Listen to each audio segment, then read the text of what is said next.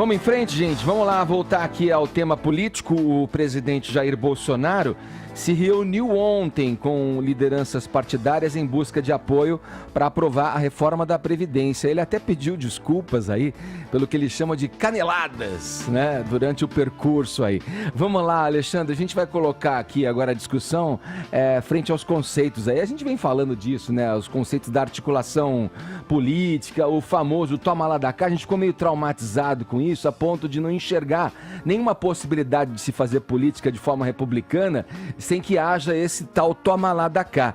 Mas uma coisa a gente tem que destacar de bom, né, do governo é que ele expõe, né, disse que vai expor esses políticos que vierem com propostas não republicanas, e as mídias, de uma maneira, as mídias sociais estão aí para ajudá-lo nesse trabalho, né? Mas vamos lá, você acha que, vou te passar a questão da seguinte forma, você acha que a dificuldade, né, de formar uma ampla base de sustentação, inclusive da própria base aliada do governo, se deve ao fato do Bolsonaro ter lá os seus defeitos, ou por ele apresentar qualidades também quando ele quer ser justo e expor as pessoas que querem ter ações não republicanas quando chegam próximo a ele para tentar barganhar ou um cargo ou aquela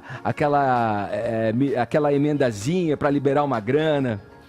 Bom, primeiro eu acho que o mais importante, eu acho essa questão importantíssima para a gente esclarecer ao público, parar com essa história que não se pode fazer articulação política. Isso é o coração, a vida, a alma da democracia, né? A outra opção é o executivo impor suas pautas goela abaixo do Congresso, é o que a gente está vendo na Venezuela, né? E em outras ditaduras, né? Enfim, a gente tem esse sistema de pesos e contrapesos, os três poderes funcionando exatamente para que os poderes negociem e cheguem a um consenso de interesse da sociedade. Todos os poderes podem errar. Então eu fico um pouco até receoso quando eu vejo assim, tudo que o executivo, por exemplo, numa militância mais apaixonada, diz tudo que o executivo faz é certo, tudo que o Congresso faz é errado. Isso me lembra um pouco aquela coisa do 4 patas bom, 2 patas ruim, né? Quer dizer, é um bordão e não uma maneira inteligente de você lidar com a política. É claro que o Brasil está se recuperando do trauma do mensalão, né? De relações muito não republicanas, né, para usar a tua expressão, em relação das relações entre Executivo e Congresso, mas a gente também não pode achar que qualquer tipo de demanda do Congresso por princípio, desviada. Né? O Congresso, ele está ali, quer dizer, o presidente foi eleito, mas o Congresso também, todo mundo que está ali, todo deputado recebeu o voto, mandato popular, e está ali representando também um Estado, um número de eleitores. E eles têm direito à voz, têm direito a levantar suas questões, seus destaques. A gente viu agora, por exemplo, um show de horrores quando o Paulo Guedes foi na CCJ. A gente vai tratar disso ainda no programa. Mas é o tipo da coisa que às vezes traumatiza, né? Você vê aquelas imagens e você fala, que show de horrores que é o Congresso. Mas não, muita gente fez pergunta séria, conversou com o ministro, tirou dúvidas. Então, não se pode pegar os 513 deputados, fazer um julgamento geral e achar que todo mundo ali deve ser jogado no lixo. Então, com todos os defeitos do Congresso Nacional, o Congresso é a casa do povo, todo mundo ali está eleito, representa uma parte do eleitorado brasileiro e tem direito a falar, discutir. E o próprio presidente Bolsonaro, ele é um ex-deputado. Ele ficou 30 anos no parlamento, 28 como deputado, 2 como vereador. Então, se o parlamento fosse esse antro, por que ele ficou 28 anos lá? Quer dizer, ele mesmo a carreira dele toda foi construída como deputado federal. Então, eu acho que ninguém melhor do que ele vai saber como conversar com seus pares, com quem ele mais conhece, que são os deputados federais, como ele foi desde 1992. O Caio, quando ele fala aí, desculpa as caneladas, bem ao estilo da Jair Bolsonaro, ele está, de alguma forma, colocando ali nas entrelinhas o entendimento de que ele tem que chegar e mesmo descer mesmo, e para falar com as pessoas, com as lideranças do partido. Isso é bom, isso é salutar para a República, né? Com todos os defeitos do presidente, a gente não pode deixar de reparar nessa qualidade de autocrítica, né? Isso nunca foi um problema. E eu acho que humildade é um traço fundamental para qualquer líder, né? Aqui a gente sempre falou e sempre advogou pela articulação política republicana, fundada no diálogo, né? Que o objetivo é o quê? O esclarecimento e o aprimoramento da legislação. O ponto fundamental, que eu acho que é a grande ruptura que esse novo momento enseja, é o seguinte: a convicção política, ela não pode ser subserviente ao interesse do parlamentar pelo poder, ou seja, não se troca voto por cargo e não se troca voto por verba, né? Ficou muito claro que quando existe vontade política, na PEC Zumbi do Rodrigo Maia, a PEC do orçamento impositivo, o Congresso consegue se articular em poucas horas para fazer uma emenda constitucional. né? E isso já lança uma sombra em outros pacotes, por exemplo, o pacote anticrime do juiz Sérgio Moro, que é legislação infraconstitucional e está tomando chá de cadeira de 90 dias lá no Congresso. Eu gostei muito do exemplo desse momento tão desrespeitoso, tão indecoroso, né, na verdade, que foi a visita do Paulo Guedes à Comissão de Constituição e Justiça, como exemplo de como esse Congresso ele precisa amadurecer do ponto de vista do republicanismo. E aqui a gente está falando um negócio superior a partidos, né? Como que você advoga por articulação política se quando vem um ministro de Estado, né, se apresentar baseado em fatos, números, trazendo toda a equipe, mobilizando, né, um poder, né, que é o poder executivo, para prestar esclarecimento, e você tem uma oposição infantilizada, radicalizada, fanatizada, em completo desacordo com a postura que se espera dos nossos líderes. Isso só atrapalha mesmo, foi o que ficou evidente ali. Eu vou repassar para o Alexandre essa questão, por exemplo, dos cargos, né? Muito se escuta, olha, eu quero uma diretoria ali, eu vou com você, mas, né, a gente estava bem acostumado a esse modelo de negociação, né? O tal balcão de negócios lá, que muitas vezes foi chamado o Congresso, né? Alexandre, olha, eu vou te dar uma diretoria aqui, você vem comigo, convença aí os seus aliados, venham todos e você vai ter essa diretoria e tal. Agora, novamente, usando a expressão, dentro de um esquema republicano, você tem ferramentas ali, inclusive as MPs, as liberações de verbas já previstas no orçamento, que nessas situações podem ser, sim, adiantadas ali, mas pode haver também, vamos imaginar, pensando no o mundo ideal, pode haver também uma indicação, no caso de uma conversa, quando se tenta aprovar uma reforma tão importante como a da Previdência, de uma indicação da própria base do governo ou dos aliados que estão ali no Congresso com ele, de indicação de uma pessoa técnica que pode, sim, colaborar nas áreas das demandas ali, que o Congresso tem, que o governo tem, né? Quer dizer, essa situação também não é excluída, né? Principalmente quando a gente vê, desculpa me alongar para te passar, mas principalmente quando a gente vê esse bater de cabeça tão grande nos ministérios. Veja aí o da educação. Quantas pessoas já entraram e saíram, entraram e saíram, entraram e saíram? Quer dizer, é uma questão a ser revista, né? Porque a Constituição prevê, eu acho que quando ela foi escrita, ela previu que todos nós somos honestos, idôneos, não é mesmo? Tem uma ingenuidade aí também, né? Bom, primeiro, assim, só um último complemento sobre o que a gente estava falando. O maior responsável pela articulação no Congresso, da parte do governo, quem tem esse cargo é o chefe da casa, o ministro-chefe da Casa Civil, o Onyx Lorenzoni, que é do Democratas, do mesmo partido que controla as duas casas do Congresso, que controla, é o partido do Rodrigo Maia e o partido do Davi Alcolumbre. Então, será que existe o bom e mau DEM? Quer dizer, você tem um DEM que te dá um quadro para ser o chefe da Casa Civil, mas quando o DEM assume a Câmara dos Deputados, o Senado, o DEM não é bom. Então, assim, a gente tem que tomar cuidado assim, com essas generalizações. A oposição, eu concordo com o Caio, deu um show de horrores, mas eles estão fazendo o papel deles na democracia, né? Eu prefiro uma péssima oposição do que não ter oposição, né? Então, ter oposição também mostra essa vida da democracia brasileira. A oposição hoje tem o cálculo mais ou menos 143 votos contra a reforma da Previdência. Então, a oposição toda junta, votando em bloco, não consegue barrar a reforma da Previdência. Nem isso o governo, entre aspas, pode usar de desculpa para não passar e não conseguir os 308 votos em 2 votações na Câmara.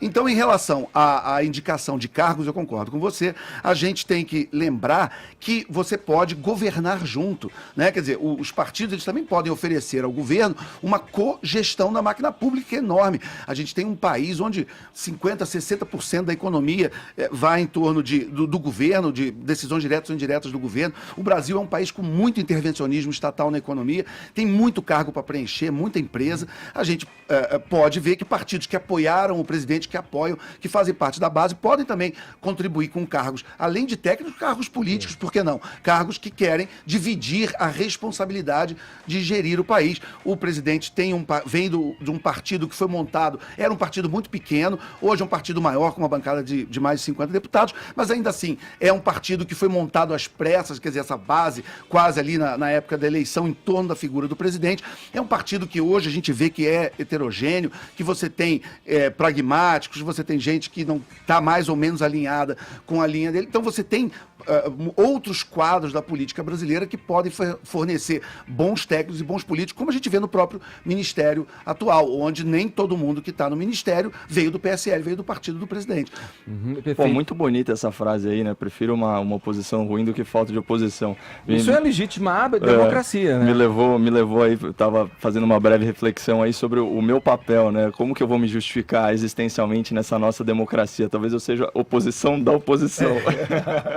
O Alexandre, eu estava vendo uma entrevista hoje do Fernando Henrique Cardoso, ex-presidente da BBC News Brasil, e quando perguntado qual que era hoje a avaliação dele sobre o governo Bolsonaro, de quem ele já dizia ter alguns temores, ele diz que a expectativa só piorou depois do que ele viu durante esses 100 dias aí, em relação às viagens aí do presidente e os temas que estão sendo pautados lá no Congresso, como a reforma da Previdência, o pacote anticrime do Moro. Ele diz que até agora ele não viu nada, ele não sente um projeto político para o país. Ele falou, no campo econômico tem ali uma ideia, tem um Paulo Guedes que sabe do que está falando, mas quando você fala-se de política, eu não sinto que o Bolsonaro tem um projeto para o país. Você tem essa avaliação também? Eu acho que o governo está começando, são 3 meses, mas se a gente considerar aquele clichê de que o país começa o ano depois do carnaval, não tem nem um mês, né? Quer dizer, se não me engano, foi 6 de março, a quarta-feira de cinzas, né? Foi. Então, se o ano começou dia 6 de março, não tem nem um mês. Essa nossa sina, né? Essa nossa sina. Mal tem um mês. Mas sabe o que eu queria acrescentar na colocação do Vini? Acho que foi importante ele lembrar dessa entrevista do Fernando Henrique Cardoso, que foi bem prudente. Inclusive, quando perguntado anteriormente, ele falou, não, eu prefiro aguardar e olhar, né?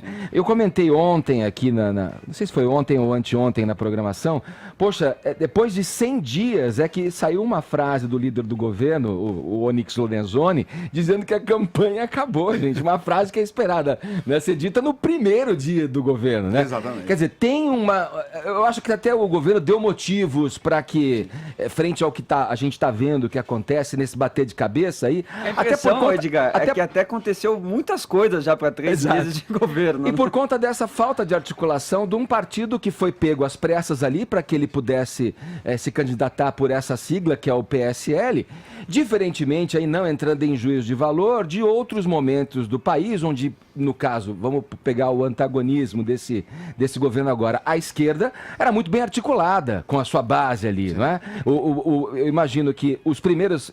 Trocando em miúdos o que eu quero dizer, os primeiros 100 dias dos governos de Lula, por exemplo, Dilma, eles foram mais tranquilos e mais claros do que esse do Jair Bolsonaro. Eu acho que por conta dessa deficiência de articulação na própria base, com líderes se desentendendo, líderes do PSL, dos diferentes estados se desentendendo com os demais deputados da Câmara ali, né?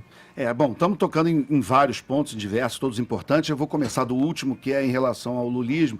Se a gente pegar os 4 mandatos, como, né, os 2 do Lula e o primeiro e o segundo interrompido da Dilma Rousseff, são governos muito diferentes, né? Quer dizer, a gente não consegue também olhar em bloco o primeiro governo Lula, por exemplo, que começa ainda com a base econômica do governo anterior, com o Antônio Palocci e com o Henrique Meirelles, e ainda tentando manter algumas bases econômicas do governo anterior. Então, ainda quase como se fosse um terceiro mandato do Fernando Henrique Cardoso. Perfeito. Né? E à medida que o tempo foi passando, é que a gente viu o PT dando a sua cara à gestão do país. Principalmente a partir de 2008, quando tem a crise mundial e se troca toda a orientação econômica do país, vem a famigerada nova matriz econômica e o país entra no buraco que entrou, que a gente está pagando a conta até hoje, e aquele desastre, aqueles 3 anos de queda de PIB, enfim, né? Uma conta que a gente ainda vai demorar talvez alguns anos para pagar.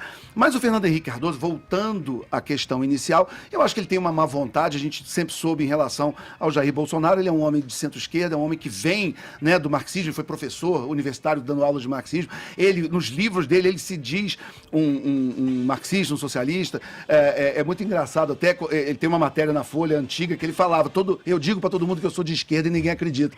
Mas ele, na verdade, é porque o Brasil convencionou... mas é que o Brasil convencionou essa história que ser de esquerda ser de extrema da extrema da extrema esquerda. É. Se você é 10% à direita da Coreia do Norte, você é de direita. Não é bem assim. Né? Ô, Alexandre, desculpa te interromper. Todo mundo, quer dizer, todo mundo, grande parte da população foi meio jogada para a esquerda com esse governo aí. Todo mundo ficou meio à esquerda, não? Bom, aí a gente volta a outro ponto importante, né? Até as próprias definições de esquerda e direita. Mas uma coisa que a população, quer dizer, o eleitor médio, isso é uma discussão até importante, o eleitor médio nem tem muita noção do que é esquerda, do que é direita, essas coisas interessam muito mais a gente, analistas, né, jornalistas, comentaristas, do que propriamente a população. O que a população queria era trocar de governo, isso é claro. Né? A população votou claramente no outsider, não apenas para presidente, como na Câmara, deputados, senadores, foi uma coisa que eu acho que é um fenômeno que dificilmente vai se repetir. Né? A gente olha a Câmara hoje, quantos deputados que foram eleitos com votações expressivas em primeiro mandato, nunca tinham sido candidatos, só porque dizia, eu sou o João, mas quem é? Eu sou o João do Bolsonaro, 200 mil votos, 150 mil votos. Então, assim, a população deu um recado muito claro, e quando o eleitor vota num outsider, em alguém de fora, que ele vê como fora do sistema, você tem um custo a pagar por isso. Ou seja, o governo vai demorar um pouco mais a aprender a governar. São políticos não tradicionais, que não têm o conhecimento e a habilidade e a experiência de gestão da máquina pública do que se tivesse votado, por exemplo, em alguém do Centrão, alguém que já veio de administrações anteriores.